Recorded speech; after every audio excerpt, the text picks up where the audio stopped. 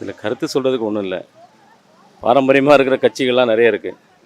இதில் நேற்று வந்து சினிமா நடிகர் இன்றைக்கி ஒரு பெரிய தொகுதியை வெற்றி பெற்றலாம்னு நினைக்கிறதுலாம் வந்து எட்டாத கணம்.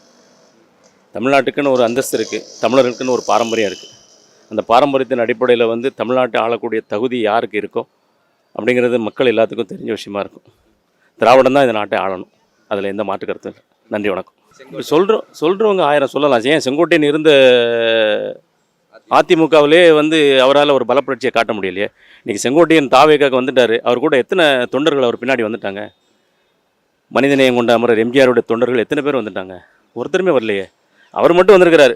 அவர் பனையூரில் இருந்துக்கிட்டு அவர் சில கருத்துக்களை சொல்லலாம். ஆனால் அரசியலில் வந்து அது வெற்றி பெறுமாங்கிறது கொள்கை நிலைப்பாடில் வந்து எட்டாக்கணி தான். என்னை பொறுத்தவரை ஒரு பகல் கனவு. என்ன, வாலண்டியர்ஸ் வந்து அவ்வளோ தெளிவு கிடையாது. வாலண்டியர்ஸ் வந்து அவ்வளோ தெளிவாக இல்லை. அதனால் வந்து அரசியல் சாணக்கியத்தனமும் இல்லை. எதுக்கு எடுத்தாலும் நான் மக்களுக்காண்டி ஓடி பேசுகிறாரு. ஆனால் 41 பேர் செத்தது கூட வரல அவருக்கு. ஊரை விட்டு ஓடத்தான் ஓடினார். அதனால் வந்து தவேக்காக்கு வாய்ப்பு இல்லை. அதுக்கான வந்து கட்டமைப்பு இல்லை. அது வார்டு செயலாளர், பகுதி செயலாளர், மாவட்ட செயலாளர் அந்த மாதிரி யாரும் இல்லை. நான் வந்து சிறுவில்லிபுத்தூர், விருதுநகர் மாவட்டம். எனக்கு மாவட்டத்தில் யாருன்னே தெரியாது. இவ்வளோக்கு நான் ஒரு அரசியல் கட்சி இருக்கிறேன்.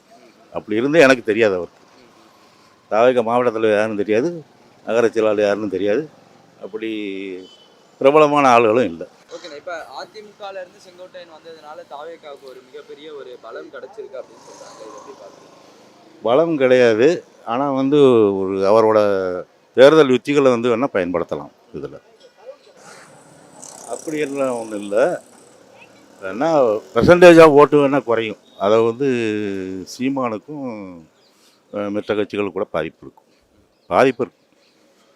மற்ற கட்சிகள் இப்போ 41% வாங்கிக்கணும்னா இந்த தேர்தலில் வந்து அவங்க பெர்சன்டேஜ் குறையும். அதை வந்து குறைக்கிறதுக்கான வாய்ப்பு தாவேக்காவுக்கு இருக்குது. அது கண்டிப்பாக முடியாது.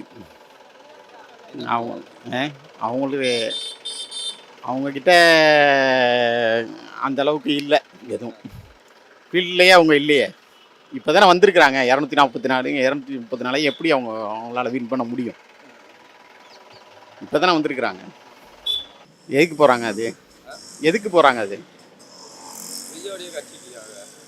கட்சிக்காக போகலையே.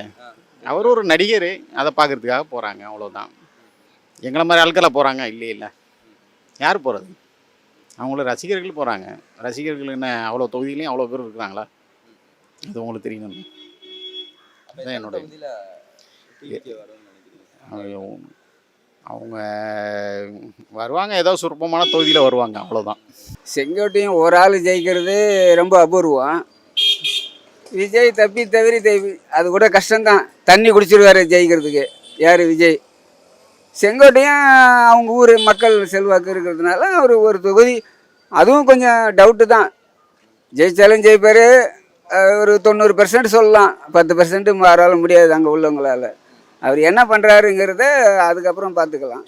ஒன்றுன்னு அவங்க இதில் வந்து ஒரு 10 எம்எல்ஏ வரட்டுமே, அதுக்கப்புறம் அவங்க வராங்களான்னு பார்ப்போம். சான்ஸே இருக்காது. எவன் 10 கோடியாம், என்னது 10 கோடியோ 30 கோடி கேட்குறாங்களா சீட்டுக்கு, எம்எல்ஏ சீட்டுக்கு? புஷி ஆனந்த் தவேக்கா கேட்குறாங்களா? யார் அவ்வளோ பணம் கொடுத்துட்டு அவங்க எப்படி ஒழுங்காக வந்து ஆட்சி பண்ணுவாங்களா?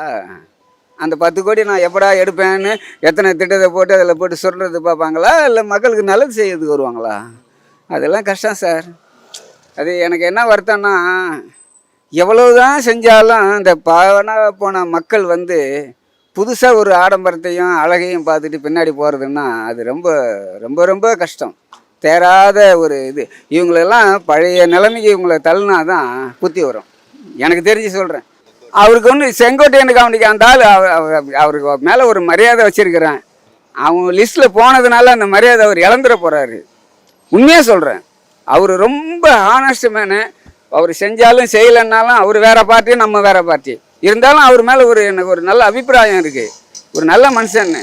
ஆனால் எந்த சக்தியாலும் துவைக்க முடியாதுன்னு சொன்னால் என்ன மக்கள் சக்தி யாருக்கிட்ட இருக்குதுன்னு 26 தெரிஞ்சு போகுது. இன்னொரு 90 நாள் இருக்குது. யாருக்கு சக்தி இருக்குது, யாருக்கு என்ன நடக்குதுங்கிறது அதை பார்த்துருவோம். நீங்கள் சொல்லி ஒன்றும் ஆக போகிறது கிடையாது. உங்கள் ஊரில் வேணால் மக்கள் சக்தி இருக்கலாம். தமிழ்நாடு முழுக்க பார்க்கணும். தமிழ்நாடு முழுக்க செங்கோட்டையன்னா யாருன்னு பேசணும். அந்த மாதிரி இருந்தால் நீ ஏன் கத்துக்குட்டிக்கிட்ட போகிற, தற்கூரிக்கிட்ட நீ போகிற? நீ தனியாக சிங்கிள் அண்ணாதர மாதிரி நிற்க வேண்டியதானே? தனியாக ஆரம்பித்து உங்கள் கட்சிக்காரங்க எல்லாத்தையும் ஒன்றா சேர்த்து நீ ஒரு பார்ட்டியை ஃபார்ம் பண்ண வேண்டியதானே? அவ்வளோ தில்லு திறமை இருந்துச்சுன்னா அது இல்லைல்ல உங்ககிட்ட. அதனால் எப்படி நீ உனக்கு அதாவது என்ன சொல்கிறதுன்னு தெரியல சார். அவனை தான் தற்கூரின்னு சொன்னால் போய் சேர்றதுங்களும் அந்த மாதிரி தான் இருக்குது. ஒரு நல்ல ஒரு கண்ணுக்குட்டி பன்னிக்குட்டி கூட சேர்ந்தா எப்படி என்ன ஆகும்? அந்த நிலைமை தான் செங்கோட்டையனுக்கு. வேறு செங்கோட்டையனுக்கும் சரி, இன்னும் யார் போயிருந்தாலும் சரி, பன்னுக்குட்டி கூட கண்ணுக்குட்டிக்கு சேர்ந்தா அதே நிலைமை தான். கன்னிக்குட்டிக்கும் அதே மாதிரி மாறிடும்.